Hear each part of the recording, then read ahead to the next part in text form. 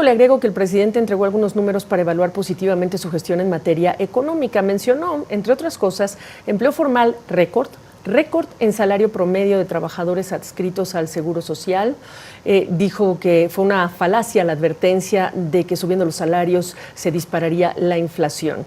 Reportó desempleo más bajo que España, Colombia y Chile, reducción de la informalidad laboral, el desempeño del peso mexicano, dijo un acontecimiento histórico, récord histórico también de inversión extranjera directa.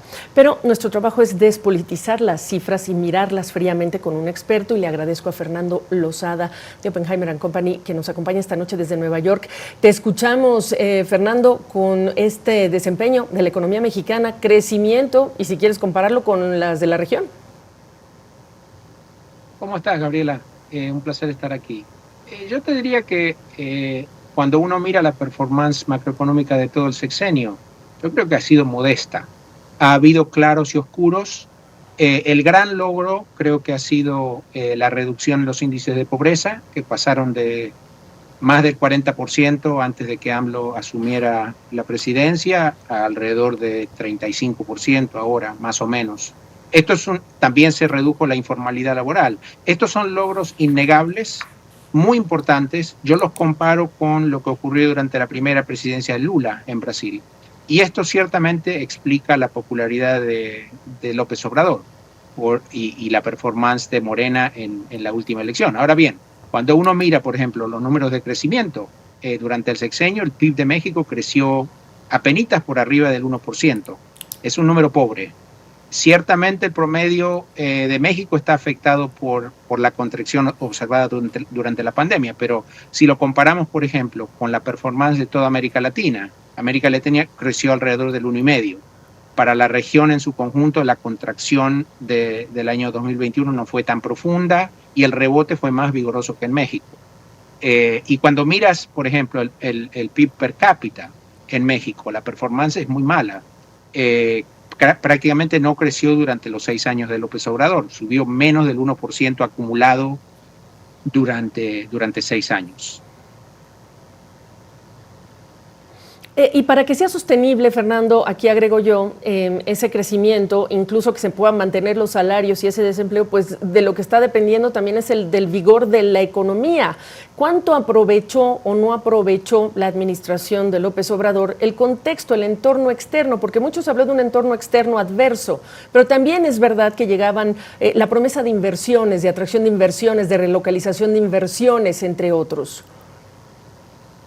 Yo creo que México se benefició por la historia que tú conoces bien del nearshoring en los últimos años, pero en términos generales no me parece que haya sacado ventaja en forma muy marcada del contexto internacional. Hay que reconocer que a AMLO le tocó lidiar con la pandemia, eso no es fácil. Mirando hacia adelante, creo que hay muchos desafíos muy importantes que la presidenta Sheinbaum va a heredar. Cuando miras, por ejemplo, la medida más amplia de desequilibrio fiscal, lo que el FMI llama necesidades financieras del sector público. Sí. En promedio fueron más o menos 4% del PIB durante el sexenio. Esto se compara bien con el resto de América Latina, donde fue alrededor de 5%. Pero cuando miras la tendencia del último año, los números no son buenos. Para este año se espera que el número sea bien alto, alrededor del 5%, fundamentalmente por un aumento del gasto antes de las elecciones. El gasto público, claro, en México hoy día es 30% del PIB. Cuando AMLO se hizo cargo era 25%. Así que Sheinbaum va a tener que ajustar las cuentas fiscales a partir del año próximo para evitar males mayores y hay una cuestión no menor, para evitar que México sufra una reducción en la calificación de riesgo crediticio. Que ese es un punto muy importante. Antes de incluirla, déjame vincular pues un factor que está también relacionado con esa calificación crediticia y es el desempeño de Petróleos Mexicanos. El presidente habló de una reducción en la deuda, pero si lo miras, el endeudamiento de Pemex realmente fue una reducción minúscula o pequeña. ¿Qué me dices del caso de Petróleos Mexicanos, su situación estructural financiera y ese vínculo que tiene con el soberano, con el hecho de que el gobierno mexicano respalda a la petrolera? Pemex sigue siendo un problema para México. La situación de Pemex no ha mejorado. Seguramente el gobierno entrante va a tener que seguir dándole apoyo financiero. Es cierto que hubo una caída, como tú mencionas, marginal en la deuda bruta de Pemex a junio de este año, que son los últimos números oficiales, versus el mismo número de junio del año 2023. Pero la deuda sigue siendo de 100 mil millones de dólares. Es un monto gigantesco. Desde hace tiempo se viene hablando de la posibilidad de que el gobierno absorba la deuda de la compañía. Esto sería una suerte de federalización de la deuda de Pemex.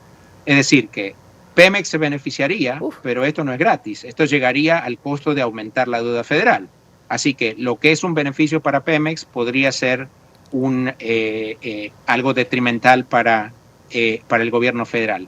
Pemex, yo creo, representa un pasivo contingente para el gobierno que es muy, muy grande. No va a desaparecer en el corto plazo. Esto no es algo que se pueda barrer por debajo de la alfombra. Y además la empresa necesita reformas estructurales muy profundas. Y la realidad es que este gobierno no ha hecho nada de eso. Fernando, voy a cerrar esta conversación porque tuvimos, digamos que una noticia en desarrollo con este ataque israelí, el ingreso ya terrestre de militares israelíes al Líbano. Así que te agradezco por lo pronto este primer repaso de lo que fue estos años del gobierno de López Obrador. Fernando Lozada, desde Nueva York.